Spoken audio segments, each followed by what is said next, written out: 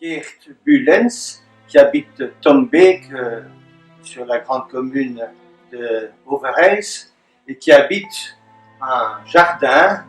Et au bout de son jardin, il y a une petite rivière qui coule. Et derrière la haie de son jardin, entre la haie et cette petite rivière, il installe des vitres double vitrage qu'il récupère sur des chantiers. Il est architecte et il a la main facile et il dépose tous ces doubles vitrages derrière. Et il fait des petits trous au-dessus, des petits trous en dessous, de façon à ce qu'il y ait une circulation d'air.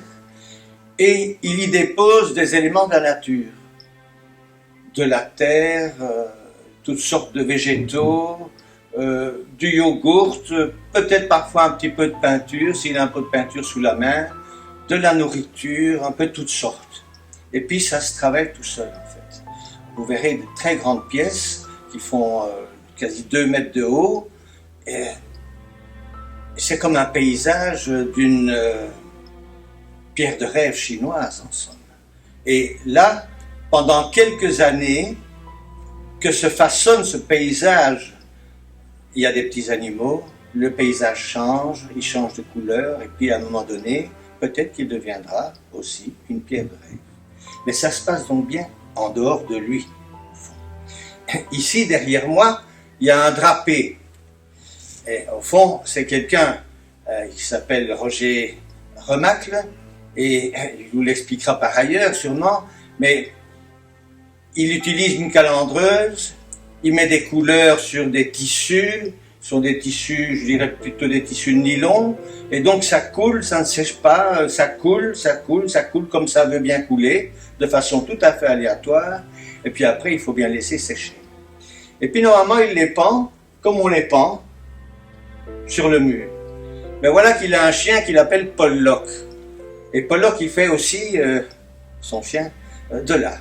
Et son chien se promène toujours dans son atelier, et avec sa queue et son museau, il bouge toujours de tout. Alors parfois, hop, il y en a un de ces drapés qui se défait, hein, et on a cette forme-là, ou la forme qui se trouve devant, et il va appeler ça, voilà, tout à coup, c'est un événement cosmique dû, par exemple, 19 juillet 1900 ou 2017 par exemple. Il prend note du jour, de la date et presque de l'heure pour dire tiens voilà, il s'est passé ça et je le trouve peut-être bien ou pas bien, d'autres vont trouver le bien, enfin c'est égal, ce n'est pas tellement son problème en fait.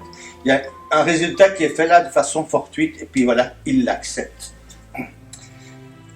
Alors il y a un troisième que j'ai choisi qui est Hugues Dubuisson, Hughes, H-U-G-H-E-S à l'anglais, je dirais bien, Hugues Dubuisson, qui est quelqu'un qui professionnellement travaille dans des musées pour faire des moules d'œuvres classiques, classiques romains, classiques grecs, classiques des œuvres plus tardives, mais il a un métier extraordinaire de mouleur, de recopieur, on peut dire.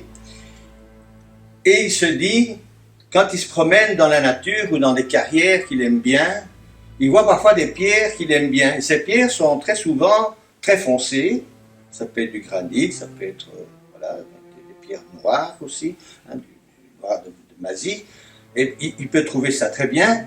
Il la prend, il ne va pas l'exposer telle quelle, non. Il va en faire un moulage. Et il en fait un moulage et voilà.